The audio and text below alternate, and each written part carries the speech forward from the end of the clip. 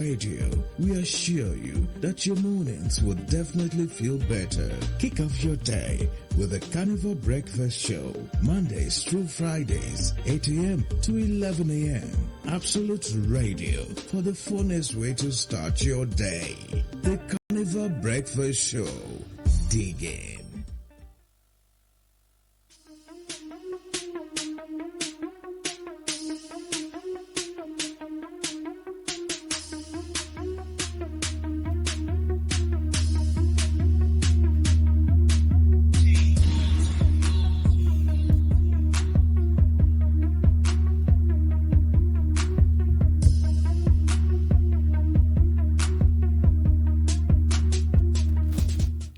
Good morning, everyone, and welcome to Carnival Radio Breakfast Show. This is Newspaper Review. I am Ibrahim Adebayo.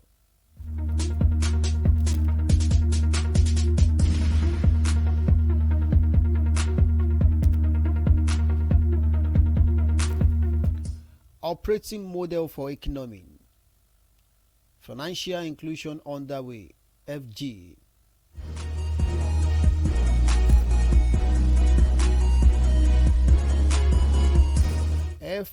FIRS urges state to prepare for tax reforms.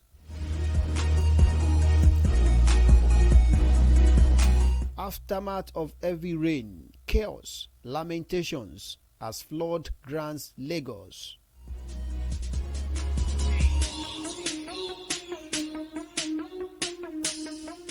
Joins hands with government to promote peace, security, Makinde tells traditional rulers.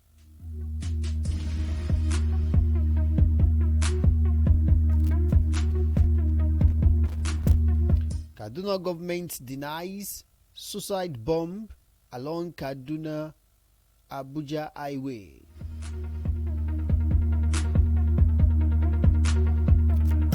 Wike announced construction of 40 houses for appeal court, FHC, and other justice.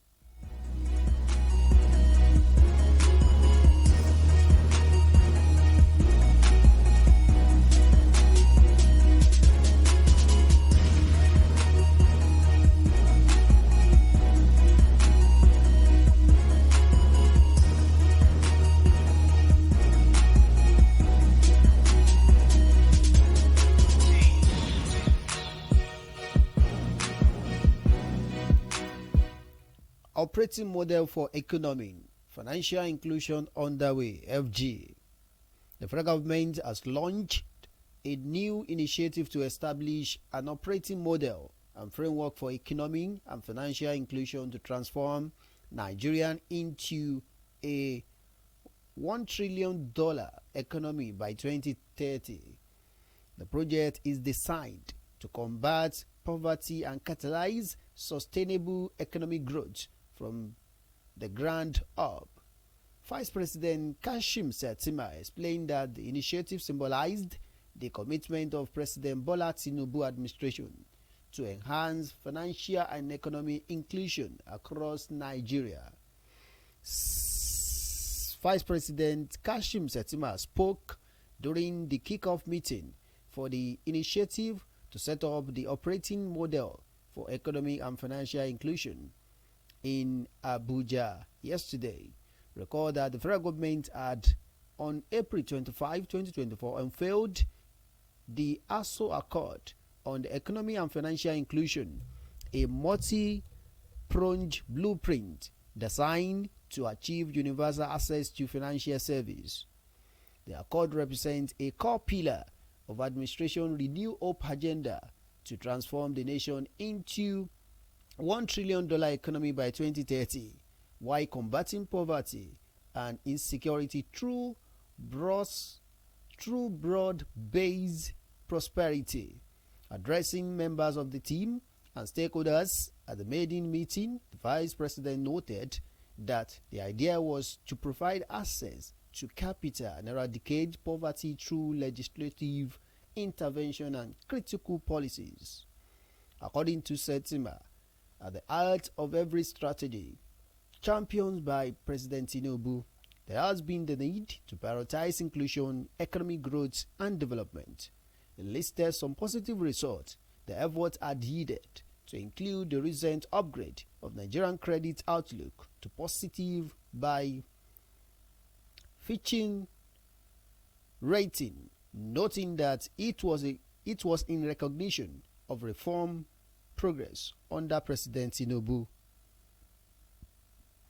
He pointed out that due to the administration belief that its approach to inclusive growth must be strategic and sustainable, economic and financial inclusion was elevated to the agenda of National Economic Council (NEC), where all governors of 36 states and the Federal Capital Territory ministers participated in crucial policy deliberation along other stakeholders, employee members of the implementation team, and all stakeholders involved in the initiative to recognize the weight of the responsibility, saying that they have at hand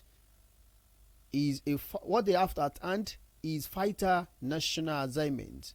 The Vice President stated that you have been entrusted with the vital national assignment, and I have full confidence that you will bring your best effort to ensure success. Also speaking during the meeting, technical advisor to the President on Financial Inclusion, Dr. Nuruddin Abubakar Zaro, reported substantial progress in implementing the ASO Accord on financial inclusion and a series of initiatives aimed at broadening financial access across the nation. Dr. Soro, while acknowledging the role of Vice President Kashim Shettima in supporting the signing of the accord and ongoing implementation, reported that discussions on financial inclusion had now reached the highest level of government, including NEC. Earlier, the project manager at the Lagos Business School, Professor Olayinka David West, commended the President Tinubu administration for putting economic and financial inclusion on the front burner through signing of the ASO Accord earlier in April. She said the team at the Lagos Business School, working with its counterparts in the Vice President Office and other stakeholders, was looking at the legal framework for financial inclusion as well as giving the initiative the convening power and national coordination to drive ownership across the country. The project manager said though the Lagos Business School, collaborating with other partners, had over the year made deliberate efforts at entrenching financial inclusion across country, the initiative of the present administration will serve as a gateway to successful operationalize the policy nationwide.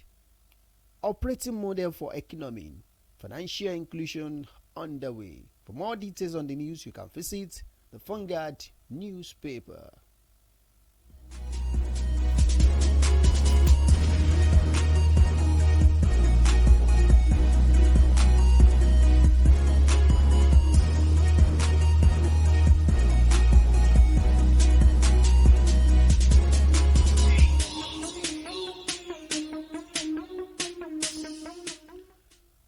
Federal Inland Revenue Service urges states to prepare for tax reforms. The Federal Inland Revenue Service FRS Chairman Dr. Sekios Adedeji has urged state government to brace up for the tax reforms about to be released.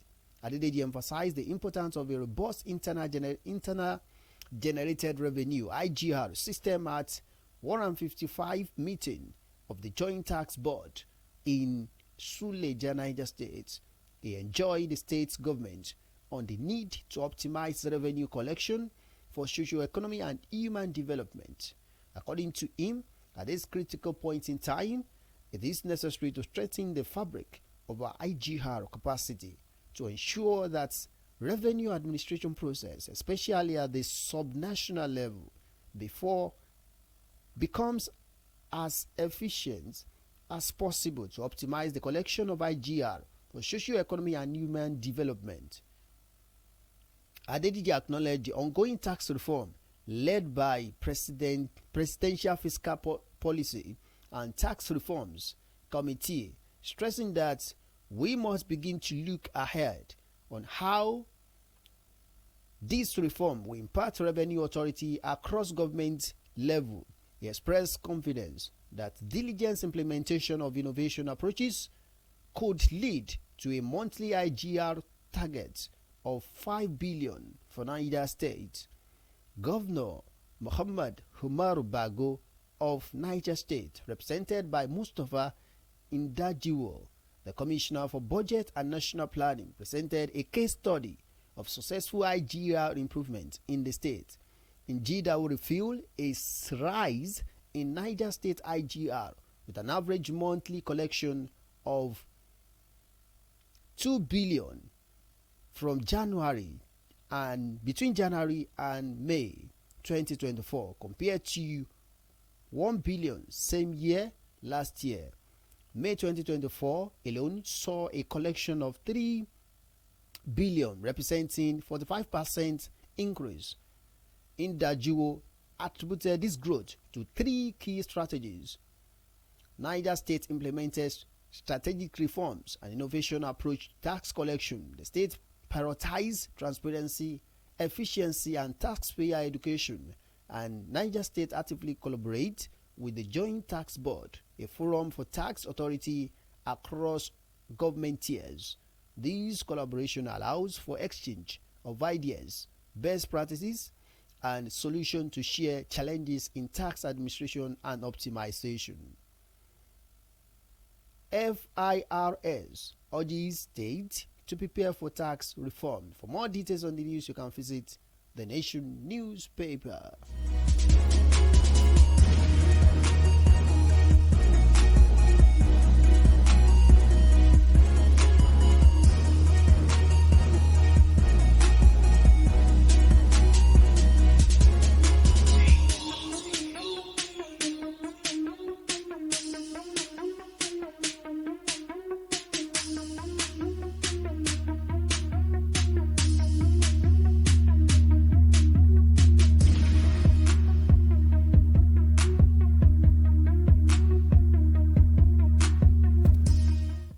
Aftermath of heavy rain, chaos, lamentations as flood Grand Lagos.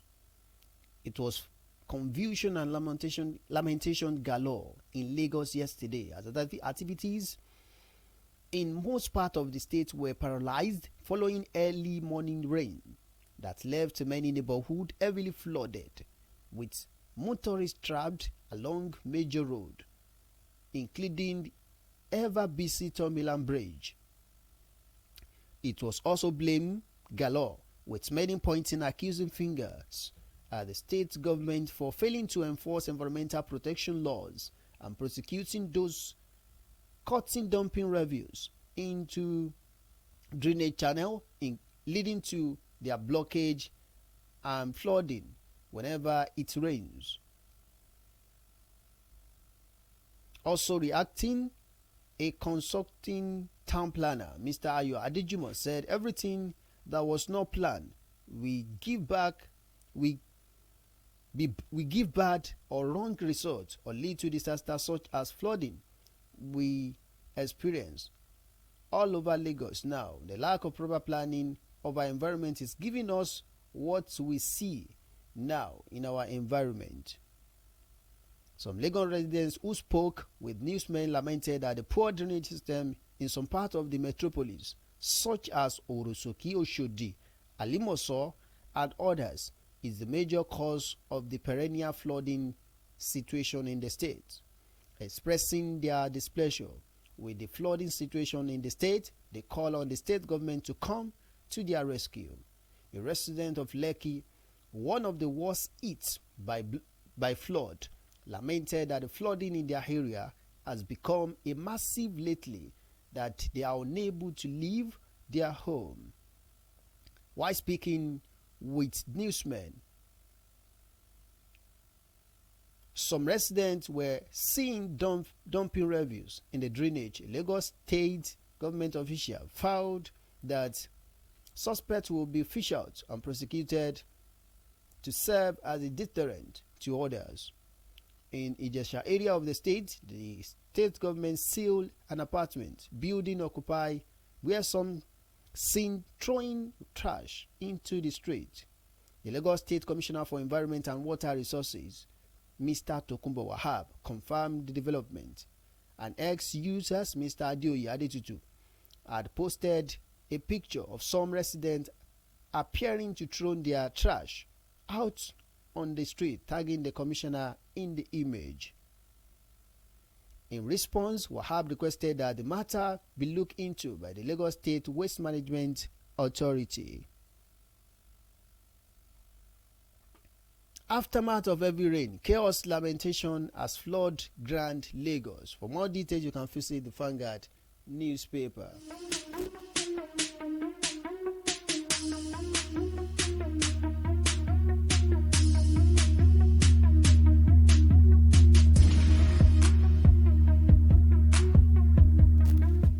Joins hands with government to promote peace, security, Makinde tells traditional rulers. Governor Seyi Makinde of Oyo State has appealed to the traditional rulers in the state to continue to support his government to promote peace, security, and the overall development of the state.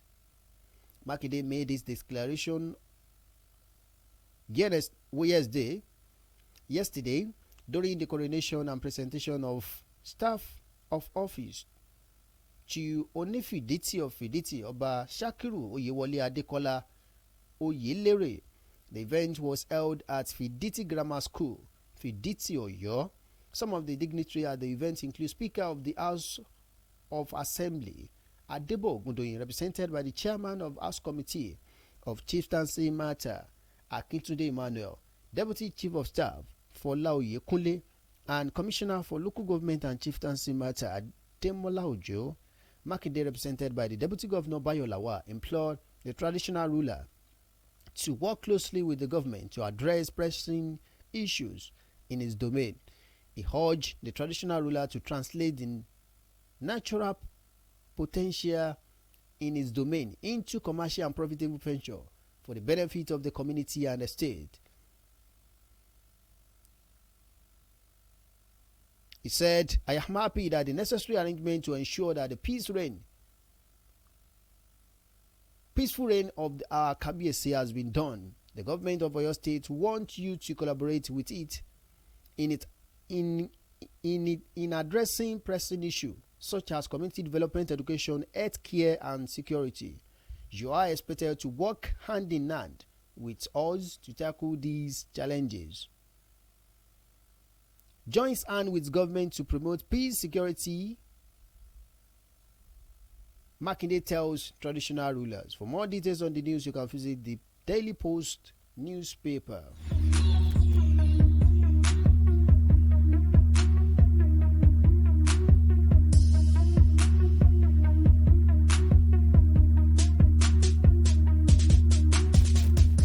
Kaduna government denies suicide bombing along Kaduna Abuja Highway. Kaduna State government has refuted reports of suicide bombing attack along Kaduna Abuja Highway. A statement issued by the overseeing commissioner, Ministry of Internal Security and Home Affairs, Samuel Arua, said, our attention has been drawn to the reports being circulated alleging the occurrence of suicide attack or a similar incident along Kaduna Highway, Kaduna Abuja Road. The ministry said at the time of the update, no such incident, suicide attack or otherwise, occurred on Kaduna Abuja Road. It further explained that the security forces and intelligence sources along the roads were in constant touch with the government, supported by the ongoing conduct of physical inspection and security assessment. The statement stated that reports of such an incident were erroneous. It said that the security agency deployed along Kaduna Abuja Road and the general area would sustain monitoring and full engagement of all protocols towards the security of citizens and commuters. Kaduna government denies solar bomb along Kaduna-Abuja highway.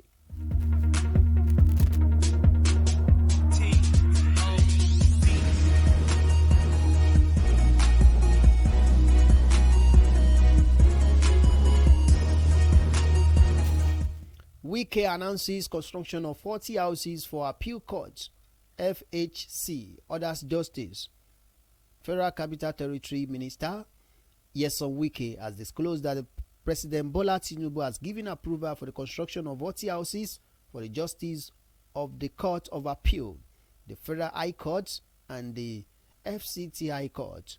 The minister stated this during the groundbreaking ceremony for the construction of the court's complex Abuja division of the Court of Appeal held at the site of the proposed building in Dakibiyu, Jabi District, Abuja yesterday. He said the president has also approved the head of court, including the chief judge of the Federal High Court, the chief judge of the Federal High Court, chief judge of the FCT, the president of the National Industrial Court, and the president of the Court of Appeal must have their retirement home.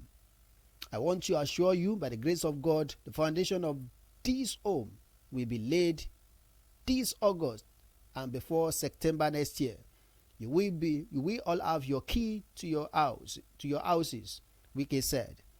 It was reported on Tuesday that the minister flagged off the first tax and bus terminal in Kugbo, Karu district of Abuja. The FCT minister, while also noting that discomfort experienced by the commuter in the FCT, especially during the rainy season, and the attendant loss of man hours due to the absence of the public transport infrastructure, said the provision of the bus terminal will make commuting in Abuja FCT a more pleasurable experience and will also improve security. FCT Wike announces construction of 40 houses for appeal court. FHC orders justice.